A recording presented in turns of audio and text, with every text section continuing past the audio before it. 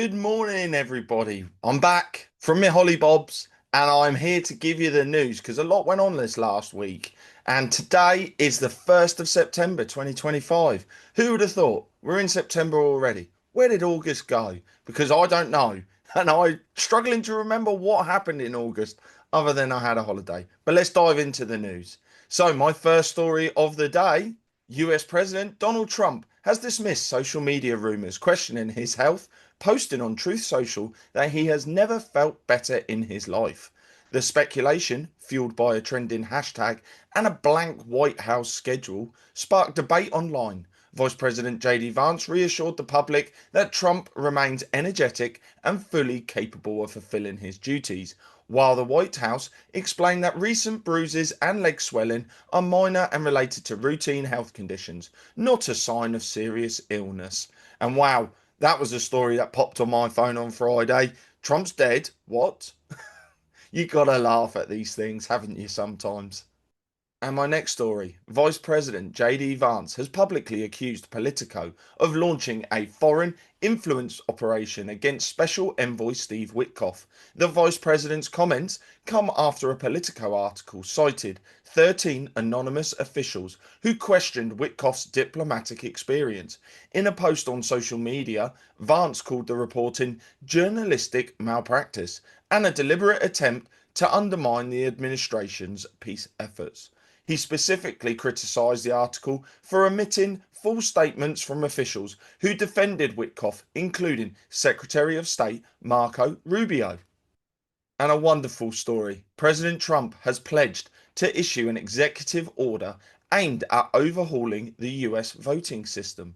In a social media post on Saturday, Trump announced that the order would mandate voter ID for every single vote, with no exceptions. The action would also effectively dismantle the current mail in voting system, allowing it only for those who are very ill or for military personnel serving far away. The president has long been critical of the election process, alleging that the system is susceptible to fraud. He has repeatedly called for the use of paper ballots and manual counting, citing his belief that widespread fraud led to his 2020 loss. However, voting rights groups have criticised these proposals, with some arguing that millions of eligible US citizens do not have the necessary identification. Additionally, it remains unclear whether a president has the constitutional authority to change a system that is administered at the state level. Russian President Vladimir Putin has arrived in China for a 4-day official visit. He's in the city of Tianjin today, taking part in the Shanghai Cooperation Organization Summit, where leaders are focusing on regional security and economic cooperation. A key part of the trip will be his one-on-one talks with Chinese President Xi Jinping in Beijing. Discussions are expected to cover economic cooperation and the ongoing conflict in Ukraine. Putin will also attend events marking the 80th anniversary of the end of World War II. On the sidelines of the summit, the Russian leader is scheduled to meet with several other foreign leaders, including the Prime Ministers of India and Turkey. Also, in a significant diplomatic meeting, Indian Prime Minister Narendra Modi and Chinese President Xi Jinping held talks on Sunday on the sidelines of the SCO summit in Tianjin, China. The meeting marks a warming of relations between the two countries, which have been strained by border tensions since 2020.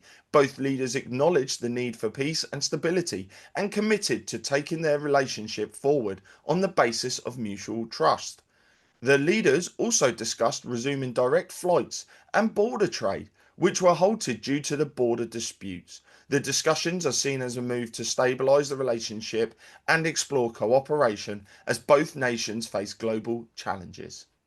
A powerful earthquake has struck eastern Afghanistan near the Pakistan border, killing at least 9 people and injuring 25 others. The 6.0 magnitude quake hit late Sunday night just northeast of Jalalabad in Nangarhar province at a shallow depth of 8 kilometers.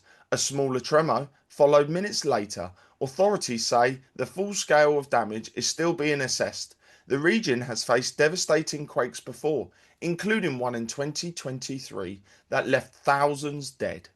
In Ukraine, former parliamentary speaker Andriy Parubi has been assassinated. The prominent politician was shot and killed over the weekend in the western city of Lviv by a gunman disguised as a delivery courier. Ukrainian President Zelensky has condemned the killing, calling it a horrific murder and vowing that all necessary resources will be used to investigate. A suspect in the case has been arrested, but no motive has been publicly released at this time. Parubi, 54, was a key figure in the 2014 pro-Western Maidan Revolution and served as the country's parliamentary chairman from 2016 to 2019.